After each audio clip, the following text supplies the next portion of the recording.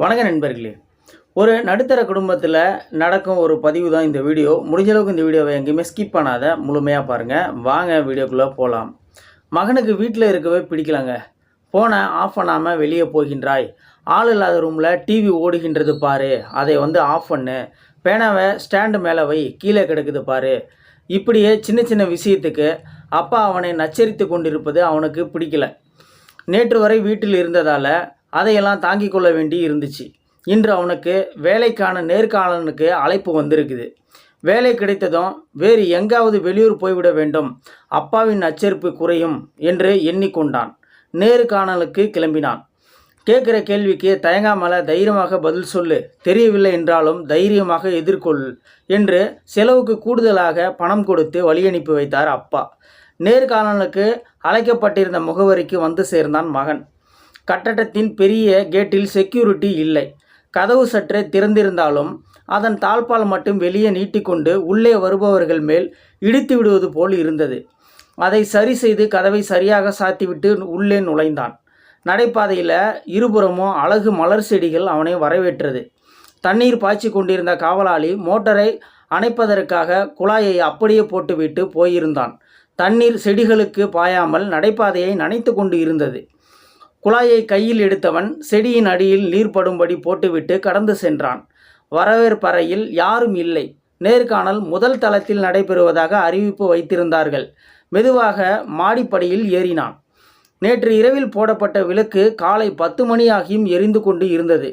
விளக்கை அணைக்காமல் செல்கிறாயே என்ற அப்பாவின் கண்டிப்பு காதுக்குள் ஒலிப்பது போல் தெரிய, எரிச்சல் வந்தாலும் படியின் அருகே இருந்த சுவிட்சை இயக்கி விளக்கை அணைத்தான். மாடியில் பெரிய ஹாலில் ஏராளமானவர்கள் இருக்கையில் அமர்ந்திருந்தார்கள். கூட்டத்தை பார்த்த மகனுக்கு ஒரே திகைப்பு. நமக்கு இங்கே வேலை கிடைக்குமா என்று மனசாட்சி படபடக்க ஆரம்பித்தது. பதற்றத்துடன் அறைக்குள் நுழைய காலடி வைத்தவன் மிதியடியில் வெல்கம் என்ற எழுத்து தலைகீழாக இருந்ததை கவனித்தான். அதையும் வருத்தத்துடனேயே அதை காலால் சரி செய்துவிட்டு உள்ளே நுழைந்தான். அறையின் முன்புறத்தில் நேர்காணலுக்கு நிறைய இளைஞர்கள் அமர்ந்திருக்க, பின்பக்கத்தில் பல மின்விசிறிகள் சும்மா சுற்றி கொண்டு இருந்தன. யாருமே இல்லாமல் ஏன் அறையில் மின்விசிறி ஓடுகின்றது என்ற அப்பாவின் கேள்வி காதுக்குள் ஒலிக்க, மின்விசிறிகளை அணைத்துவிட்டு மற்ற இளைஞர்களுடன் சென்று அமர்ந்தான். இளைஞர்கள் ஒவ்வொருவராக உள்ளே அழைத்து மற்றொரு வழியாக வெளியே அனுப்பிவிட்டனர். இதனால் என்ன கேள்வி கேட்பார்கள் என்பது மகனுக்கு தெரியவில்லை. கலக்கத்துடனேயே நேர்காணல் அதிகாரி முன்பு போய் நின்றான். சர்டிஃபிகேட்டுகளை வாங்கி பார்த்த அதிகாரி அதை பிரித்து பார்க்காமலேயே நீங்கள் எப்போது வேலைக்கு சேருகிறீர்கள் என்று கேட்டார். இது நேர்காணலின் கேட்கப்படும் புத்தி கூர்மை கேள்வியா, இல்லை வேலை கிடைத்து விட்டதற்கான அறிகுறியா என்று தெரியாமல் குழம்பி நின்றான் மகன். என்ன யோசிக்கிறீர்கள் என்று பாஸ் கேட்டார். நாங்கள் இங்கே யாருக்கும் கேள்வி கேட்கவில்லை. கேள்வி பதிலில் ஒருவனின் மேலாண்மையை தெரிந்து கொள்வது கடினம். அதனால் செயல்பாட்டின் அடிப்படையில் தேர்வு வைத்துவிட்டு கேமரா மூலம் கண்காணித்தோம். இங்கு வந்த எந்த இளைஞனுமே தேவையில்லாமல் வீணாகிய நீர், எரிந்த மின்விளக்கு, ஓடிய விசிறி எதையுமே சரி செய்யவில்லை. நீங்கள் ஒருவர்தான் அத்தனையும் சரி செய்துவிட்டு உள்ளே வந்தீர்கள். நாங்கள் உங்களையே தேர்வு செய்திருக்கின்றோம் என்றார்.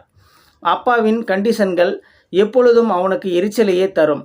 அந்த ஒழுங்குமுறையே இன்று வேலை வாங்கி தந்திருக்கின்றது என்பதை அறிந்தபோது நெகிழ்ச்சியாக இருந்தது.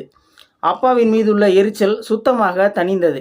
வேலைக்கு செல்லும் இடத்திற்கு அப்பாவையும் அழைத்து செல்லும் முடிவுடன் சந்தோஷமாக வீடு திரும்பினான் மகன். அப்பா நமக்காக எது செய்தாலும் சொன்னாலும் ஒரு சிறந்த எதிர்காலத்திற்காக மட்டுமே இருக்கும்.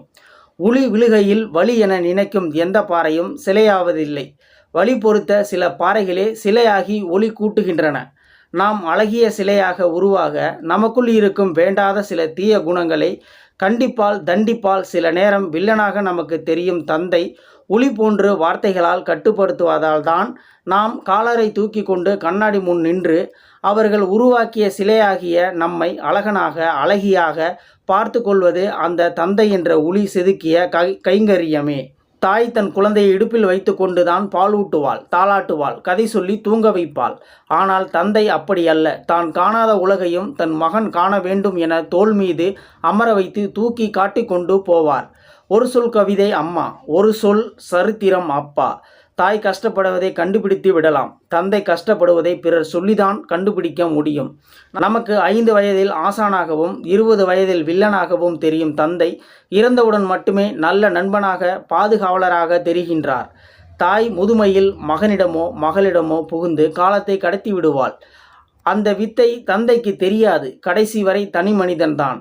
எனவே தாயோ தந்தையோ உயிருடன் இருக்கும் பொழுது உதாசீனப்படுத்திவிட்டு இறந்த பின்பு அழுவதால் அவர்களுக்கு எந்த பிரயோஜனமும் இல்லை. இந்த வீடியோ பார்த்துட்டு இருக்கிற நண்பர்களே, இந்த வீடியோ பிடிச்சிருந்தா ஒரு லைக் பண்ணிக்கோங்க. இந்த வீடியோ முடிஞ்ச அளவுக்கு மற்றவங்களுக்கும் ஷேர் பண்ணுங்கள். இது போன்ற வீடியோக்களை நீங்கள் தொடர்ந்து பார்க்கணும் அப்படின்னு நினச்சிங்கன்னா நம்ம சேனலை சப்ஸ்கிரைப் பண்ணிக்கோங்க. இந்த வீடியோ பற்றின கருத்துக்களை கீழே இருக்கிற கமெண்ட் செக்ஷனில் மறக்காமல் சொல்லுங்கள். நன்றி, வணக்கம்.